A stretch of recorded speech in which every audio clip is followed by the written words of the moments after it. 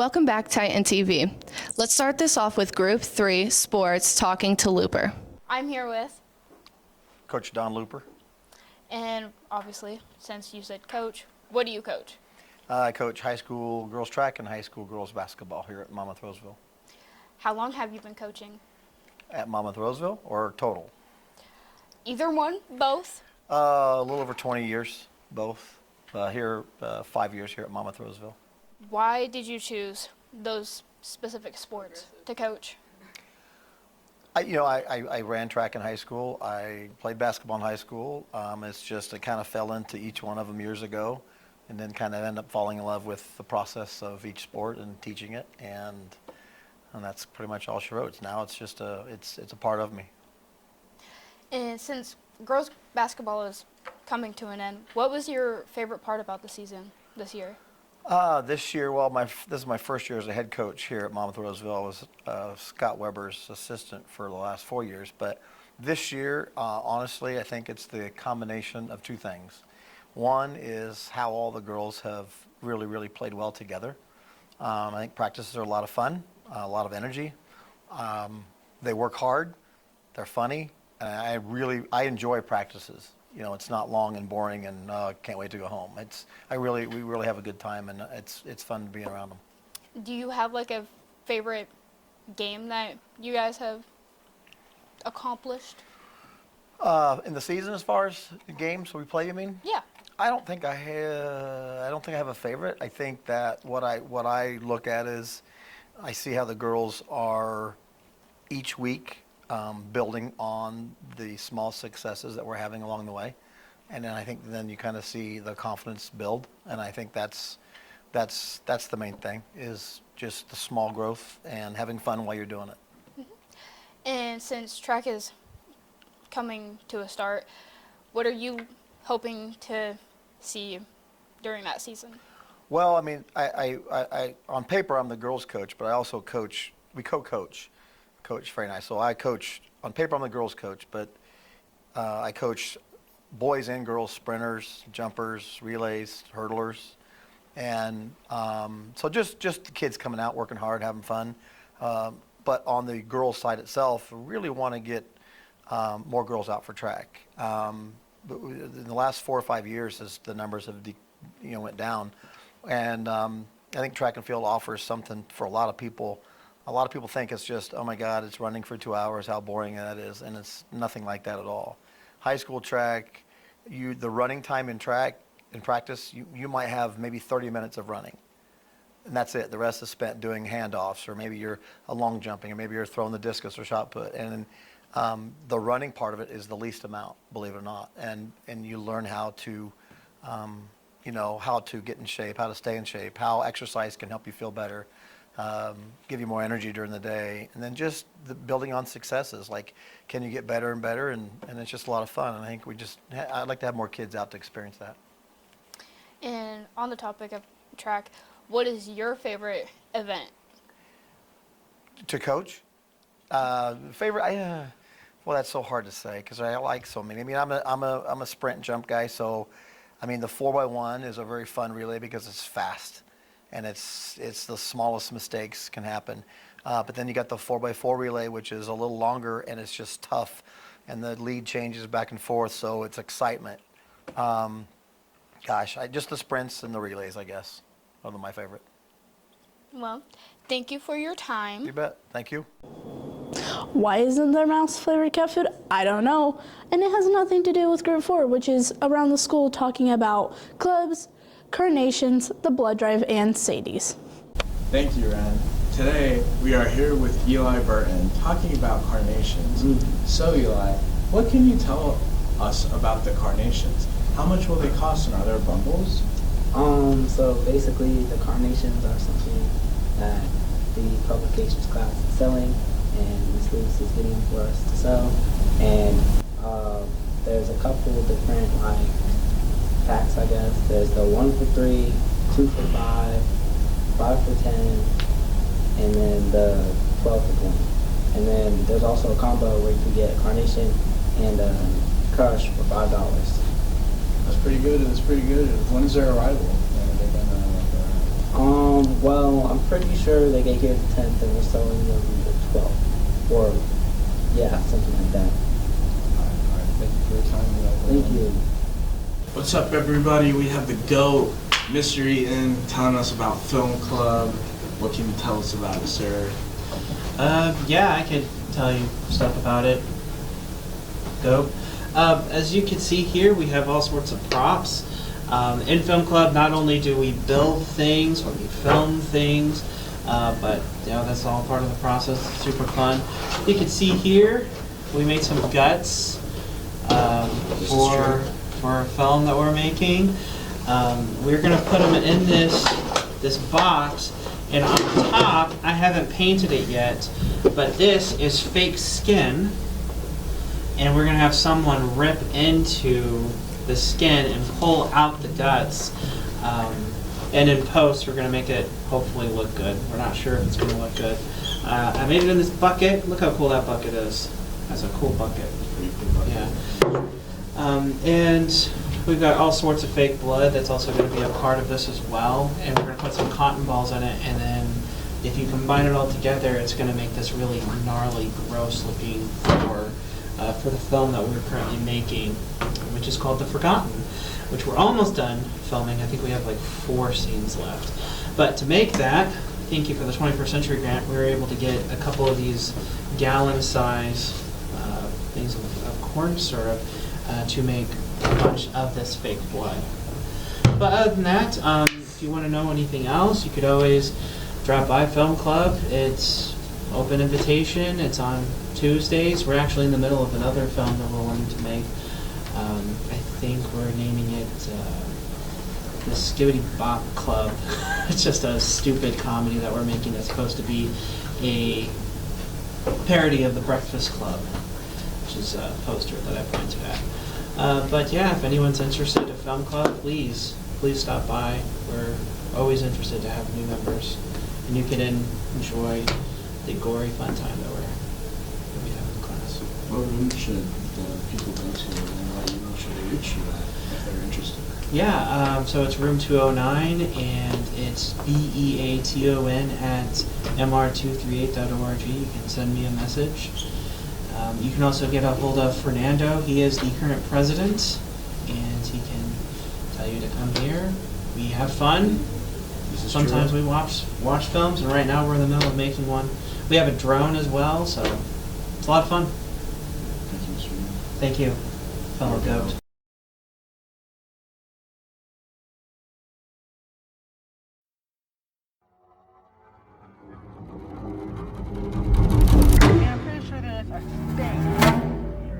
Did you say that we were supposed to meet again? I think it's over by Monmouth Park.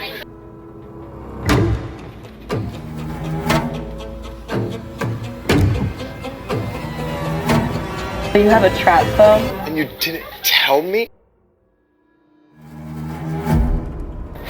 Are you coming with us after school today? Yeah, for sure. So, Audrey. I thought that when you say that you can stay friends with someone, you really mean it. He tells me things. If this is about Audrey, it's fine. It's totally over with. Well, you know what kind of girl she is. She's an amazing woman.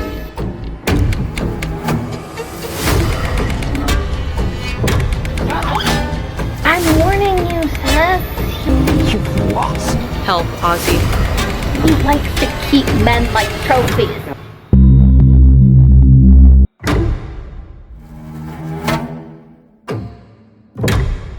Sounds fun. I'm here with charge of that's going on. So I am co-sponsor of the Student Council here at the high school, and Student Council is sponsoring their annual blood drive, and it is February 24th, and it is available for anybody 16, 17, 18, or 19 or older to give blood. You can find posters around the school with QR codes before or after school, so you can use your phones or check your email. I emailed everybody a link to their email boxes last week. If you did not get it, please reach out to me, Mrs. Trigo, room 109, because I would love to get that in your hands so we can get as many people in to donate blood as possible. Also, if you are 16, you need to have parental permission, and I have parental permission slips here in my room. You can go home, get it signed by your parent, and bring it back to me, and I'll hold onto it until the blood drive, or you can hold on to it yourself, however you want to do. Do you know how much blood is going to be drawn, or if there's any reward at the end of it like they do at a usual donation station? So after you donate, you will have the ability to log into Impact Life and choose a t-shirt or like a $10 gift card, I think it is. And our goal is to get 40 units of blood this year. How much is in a unit? I don't know the answer to that question. All right. Sorry. A bagful? I don't know. So it's really, for those that aren't sure, I also don't like needles, but once a year I do this. I drink a lot of water before you do it because it just makes finding your veins and your blood easier. And it's just one bag. If you've ever seen the bags like on TV or whatever, they just fill one. It usually takes about 10-15 minutes. Once you get on a table, you have to go through some pre-qualifiers. They have to test and make sure your iron's okay and things like that. We will have pizza around lunchtime and other snacks throughout the day. Is there anything that you want to tell to like students who are thinking about it so then they can be a little bit less nervous when it comes to it? This is our third year that Ms. Laver and I have been doing the blood drive. I've given blood throughout my entire life. It's not as scary as it sounds. I hate needles. I can't look at them when they go in my arm, but the people who come from Impact Life to do this are very kind, very gentle, and their concern is you before everything else. Thank you for your time. Thank you. I can't wait to donate blood. Hello, Jamie Lynn. Hi, Lakeith. So I'm going to be interviewing you about Sadie's today, and we want to know, when is the dance? February 28th, so the last day of February. And where will it be? The Monmouth Roseville High School gym. How much are tickets? $5, and there'll be $10 at the door. What's the theme? Sadie's in Vegas, so it's Las Vegas theme. And are you doing anything special this year? We're actually going to be doing dress-up days the week before we have Sadie, so make sure to look around the school for flyers. Oh, okay. Well, thank you. Thank you. Okay. Can't beat this one. Pocket Aces. Sadie's in Vegas. Hi, I'm Ren, and Group 5 is investigating a murder mystery in the school. And a brief essay about your own analysis and evaluation. Welcome to the MM2 broadcast. Here we have a missing persons case of Andrew Jose Avalos. Is there a killer on the loose? Is there a ditch? Is there a flood happening? We do not know. But up on the case, there is Detective John Maya, which will be on the next scene. Hey, Detective John here. I'm investigating missing people. The area which we believe them to be on in this area. This is one of the victims. Now, what I spectate is a murder to be on the loose. A murder. It is possibly not a kid, but they probably look like this fella. And we have nice documents found by them. Gosh, bro, it's so hard being a detective. Ugh, I gotta go see Vincent later. What the? Bro, who is the killer, bro? Dude, they're doing way too much, I'm telling you. Let me think. Oh well, let's go. Man, who could ever do this? Oh. Yo, what up, bro? John. What's up, John? So what happened here? Well, by observing, he looks like he was just walking and like look at some trophies, but it's bad. He died around 6 or 7 p.m. last night. You need to find out who did this. They cannot get away with this. Look at him. He was just a junior in high school. Oh my God. Think about it. Imagine if this was our kid. But I do have a suspect. Oh, that's perfect. I do have one suspect. Well, 3 actually. The first one is named Joe. Joe? Like Joe Mala. Yes. The next one is Liam. Liam Rodriguez? Yeah. That Liam Rodriguez? The soccer one. The best player of all. Oh my God. And then the third one? Not name. I don't know. I don't know his name yet. He's a mystery. He's a dangerous person. We'll find him. We'll interrogate him, and we'll discover who the killer is. You're right. We will do this. We will avenge this little kid. What a poor soul. So, who's the suspect? His name is Joe. He goes by Joe Mama by his friends. That's what they call him. I feel like I've heard of him before. Hey, let me get that for you. This isn't the first time. Maybe yes, sir. Sleeping, I see. Wakey! Where am I? Wake up. Do you know where you're at? No, I don't know. Where am I? How come you don't know? You killed Andrew, huh? No, I didn't. He was such a young boy, almost graduated. But you had to kill him, huh? What did I do now? I don't know what happened. Here you go, sir. Here you go, sir. What's that? What's that? This is the hammer found. Why was your DNA on it, huh? I don't know. And I found this wallet too. Wait. Not only did you kill him, you stole his money. Wait. No, I didn't. Why are you doing this to me? I didn't do anything wrong.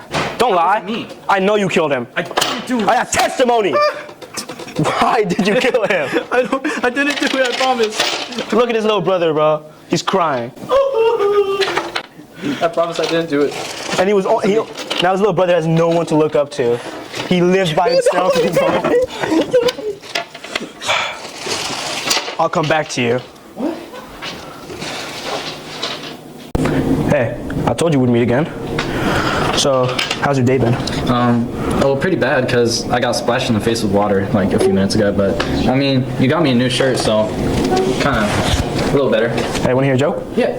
What do you call a murder on the loose? I don't know. What do you call it? A moose. Oh. Yo. That wasn't funny at all. You want to be wet again? No. Sorry. I'm sorry.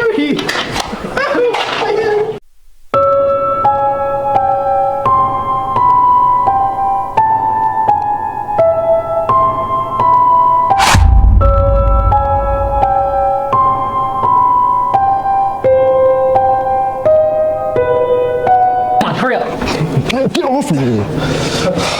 You know what? You're being freaking annoying right now. You don't want to mess with me, but you do want to mess with John. Right? Come here, John. Bored? Here you go, sir. You can go on your way. Yes, sir. What's your name? All right, Mr. Liam. Says you were near the scene drinking coffee. What were you doing? Using your right tongue. Well, no matter. We'll find them. You know, this book says something funny. Tell me.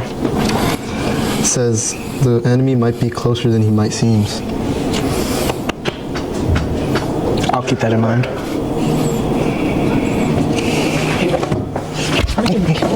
No, don't tell her.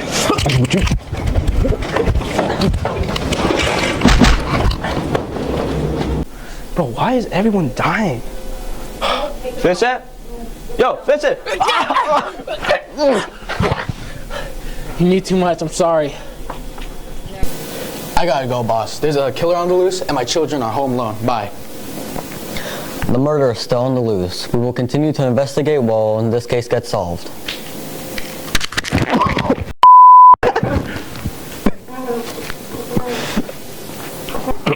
You know, back in my day, these stairs weren't blue, they were actually purple. Yeah, I don't like the blue color because I don't like blue. And you know, these trophies, back in my day, these weren't as wooden and gold, they were silver. What have they done to this community?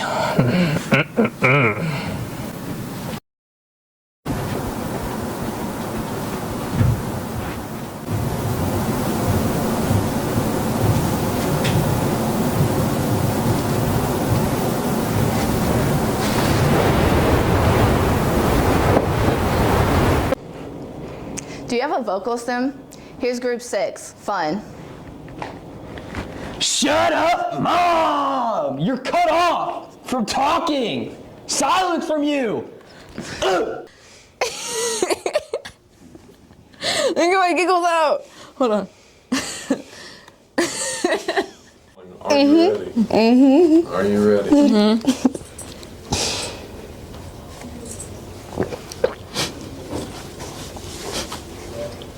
She gonna call me Baby Boo. Y'all got him. Sorry. What's up, YouTube? Tube?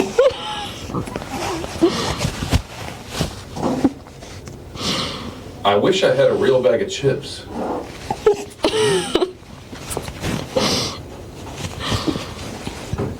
It coming. It.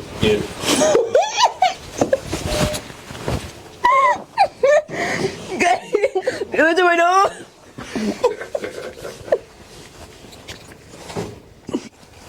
This one I know about. Beeping with my chick while I'm in. Oh, yuck.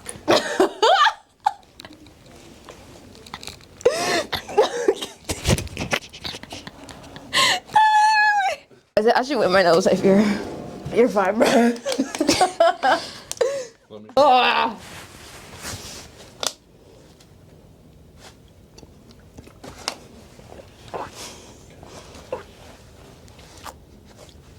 Baby, that's my brother. I know data.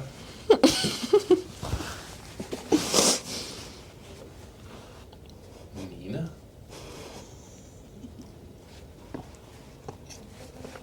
This might be my favorite one. No. The biggest beefsteak? I don't know about that one.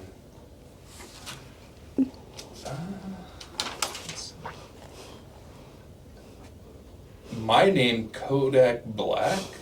No, I'm not saying that one either.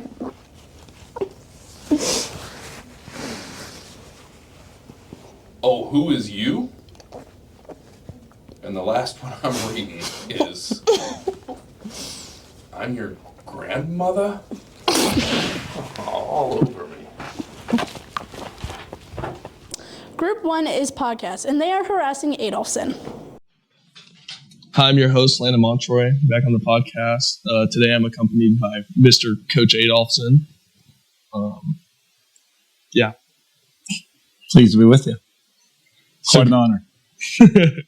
So, Coach, the IHSA just passed the new rule for football.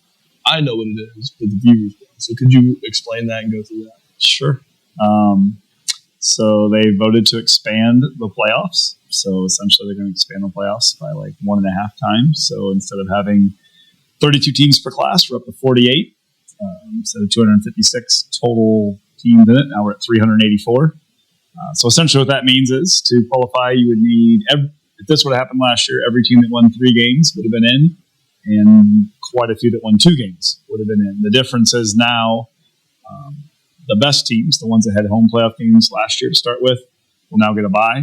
And then the teams that made the playoffs last year but were on the road will now be at home against those additional teams that have been put in. So kind of like a playing round. So if you get a bye, does that mean that you're still going to get a home game? Guaranteed? Automatically, yeah. So if you take a bye, you automatically then will get a home game no matter who won that first one. And then after that, the rules apply as normal. So whoever hosted the least amount of times gets to be that team. The problem, as I see it, is this requires the IHSA to move the football season up 1 week because they still want to be done in Thanksgiving weekend. So now what used to be the scrimmage week is now the first game, which initially meant we had 2 weeks to get ready for our first game, which would go against most of the sports medicine advisory committee's recommendations over the years. And so just recently they have suggested that we start another half week early. So like what used to be our dead week in August now would be the beginning of football practice. There's actually currently a vote going on through February 12th to determine if that will pass or not. They want it to pass because they want to keep it as it is now. But if that does not pass, then it's possible that everything I just talked about may get pushed back a year. So does that mean that like the summer liftings and everything's going to start a week earlier? So like we wouldn't change what we're doing in the summer. The biggest thing is would probably just kind of change. We'd have to practice that first week of August. It would start on Wednesday, so not the full week. But you have to have 12 practices in to play in the first game. So if we went Wednesday through Saturday, Monday through Saturday, and then a normal week, that would give us 14 opportunities. So you have to practice 12 of those 14. Now, players like yourself would never dream of missing a practice ever. Yeah. Not an issue, right? And for the varsity, for us, literally not an issue. Like if somebody misses a practice for us, with a junior, senior, or varsity kid, like there's something significant going on that we're well aware of. The issue I could see, though, is many times younger kids, sometimes because their family's not used to practice starting so early, they're kind of hit and miss a little bit early on. So essentially, if they miss more than 2 days, they couldn't play in the first game. And you start missing more than that, you can miss a couple games. That's state. It's not even like our rules. Personally, I don't want to start any earlier, and I don't really want to have that number of practices. So if we could have, I would still end on maybe only having 13 opportunities, but that just makes it harder in case something weird happens and the kid misses. So, and you would know, how many days you have to go to simulation sports because it's literally too warm for the IHSA to allow you to practice. So like how ready are you really getting? Is that like a rule through IHSA? Like if it's a certain wet degree? bulb temperature, where basically you're either not supposed to play games, not supposed to have practices, or if you do, it's got to be short with more water and those things. We all things that kind of make sense that we did forever, but now it's became a lot more legitimate. So they're like wanting to push back like practice start dates. Well, they just want to get the practices in to follow like the sports medicine advisory. To me, the solution is I'd rather we just play 8 games. If you're expanding the playoffs, just play 8 games because everyone's going to make it anyway and play a night. So like, yeah, then nothing would have to change. We'd start the same week. We get the same amount of time off. We could still have a scrimmage if we wanted to. Like all the things we've been doing the last few years, we can keep doing, which I kind of like how it works. But yeah, we'll just see. I said it's kind of a mess right now because there are families that like have counted on the August dead week. It is no longer a dead week. But if I wanted to, we could have football camp that whole week before practice starts now. There's no dead week anymore in August. It's just July 4th. I will never do that, but there will be places that are doing it. But even like if they make us practice, like there are some families, that's when they leave. They know they can leave August that first week because baseball is done, basketball and football can't do anything. Well, and yeah, like we had to reschedule like my family vacation because of like how stuff changed because we were playing in Florida. So 100%, yeah, and I mean it's a legitimate concern. There might be, like I said, there might be a kid whose family's already booked a vacation. Man, sorry, like need you to go. Like, but if they miss those first 4 days, they're not playing in the first game. If they miss another day after that, they may not play in the second. It's just a lot of things that they're doing kind of after the fact. It probably wasn't.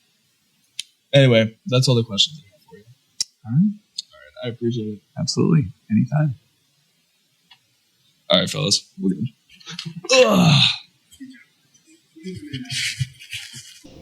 That's it. And if you don't like, subscribe, or comment, this spider will be in your bed tonight.